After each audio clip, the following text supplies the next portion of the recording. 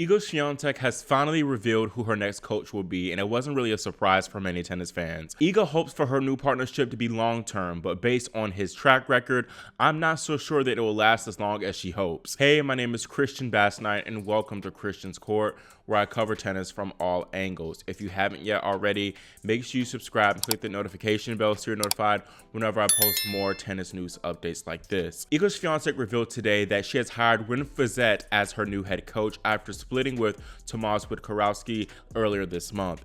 In a statement posted to her social media, the world number one said, "I'm happy to announce that Wim Fissette is joining our team. As you know, I'm preparing for the WTA Finals, but my perspective is, as always, long-term, not short-term. I said many times that my career is a marathon for me, not a sprint, and I'm working, operating, and making decisions with this approach. I want to say that I'm very excited and looking forward to working with Wim. He seems to have a great attitude, vision, and huge experience at a very top level of tennis. It's always crucial to try and get to know each other better, but we're off to a good start and I can't wait to compete soon." Wim, of course, is excited about this partnership as well, saying, "Iga has been a role model to many players with the intensity and focus she brings to work, so I'm eager to partner as we both continue to build our best selves and chase more dreams. Jasta Iga." Swiatek's split from Tomasz Wiktorowski earlier this month came as a bit of a surprise to many people, considering how the two had a very pretty much successful stint together, including 4 Slam titles and 9 WTA 1000s in their 2 years together. However, after she won her 5th Slam at Roland Garros this summer, Swiatek had a relatively underwhelming second half of her 2024 season, notably losing in the semifinals of the Paris Olympics, which was her most heartbreaking loss of her career thus far. Swiatek has also struggled at non-Roland Garros slams since she won the 2022 US Open. She has not made the semifinals of one since, and she typically tends to lose against hard hitters who rush the pole, especially on her forehand side. Iga also tends to beat herself in those instances, spraying a lot of errors, especially once again on that forehand. Swiatek has not competed since losing to Jessica Pegula in the US Open quarterfinals, as she pulled out of the Beijing and Wuhan 1000s due to this recent coaching change. Fans also speculated that Iga psychologist Daria Abramowitz was also a reason why there was a split, as many were weary of their interesting relationship that both her and Iga have.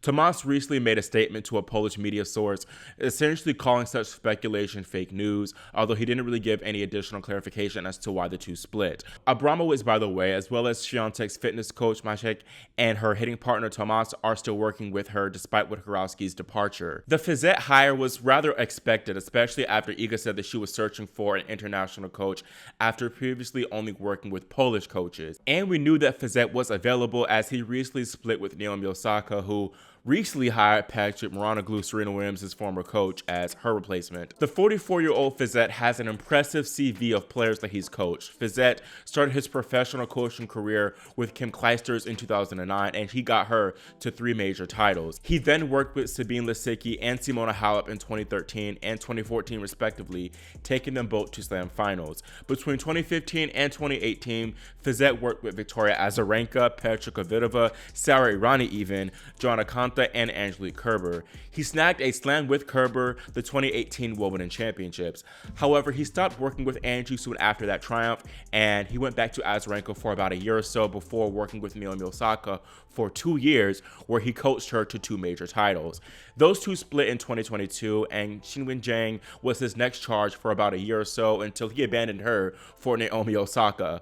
Those two reunited, Fissette and Osaka did, for most of 2024 until Naomi left Fissette for Patrick Mouratoglou in September.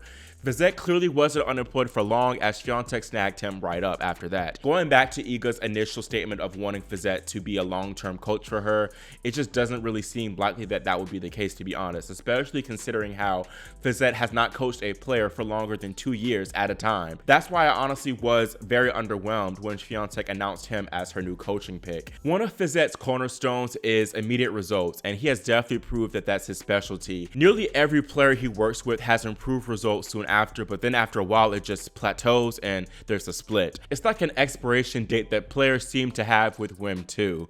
When Azarenka went back to him for the second time in 2019, she did not have any really notable results, and that was one of her worst seasons yet.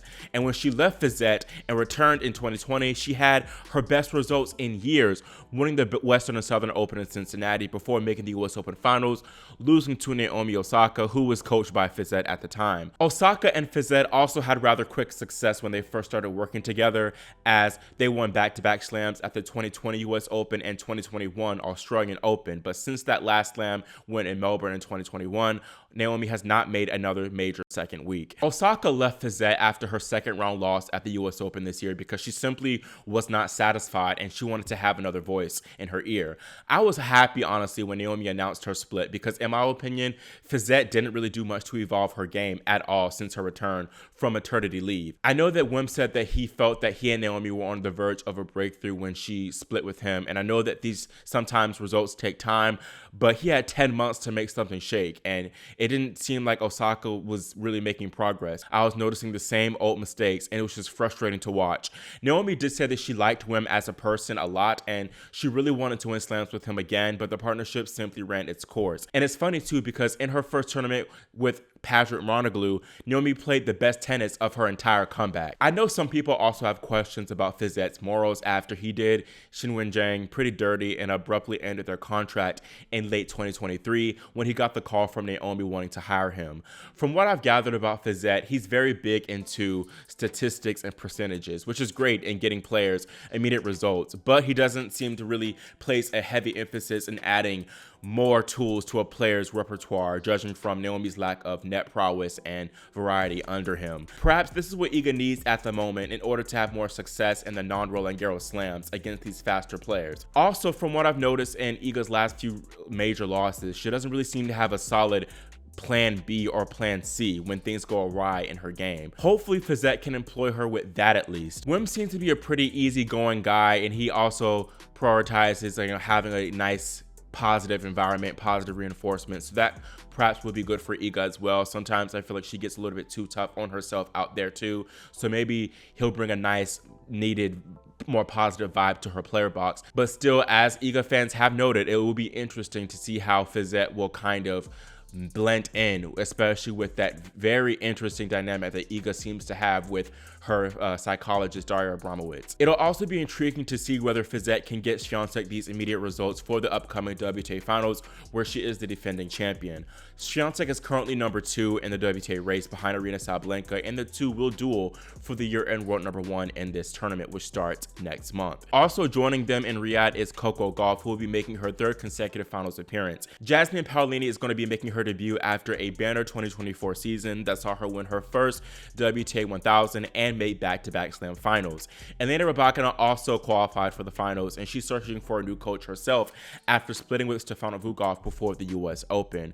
Rybakina has not played since that US Open, but it seems like she will be making the trip to Saudi Arabia after being spotted training in Dubai recently. Also, Jessica Pegula returns to the finals for a 3rd year in a row, followed by debutante Xin Wenjiang and Wimbledon champion Barbora Krejcikova. But back to Fissette, I know that the WTA player-coach relationships don't last nearly as long as compared to like the ATP, but I find it a bit unnerving that Wim has not lasted longer than 2 years at a time with a player. Yes, it could be on the players just simply not having enough long-term faith in the coaching and relying too much on these switches whenever they hit a rough patch. But Fissette also simply might not be a long-term coach. He might be great for when a player is really deep in a rut and needs a fix and needs those immediate results, but long-term he doesn't seem to have the track record of staying with a player for an extended period of time. I hope Iga and Wim do prove me wrong though, and perhaps they'll be successful and crack the 3-year mark. But if Swiatek fails to make the semis or better at non-Roland Garros slams again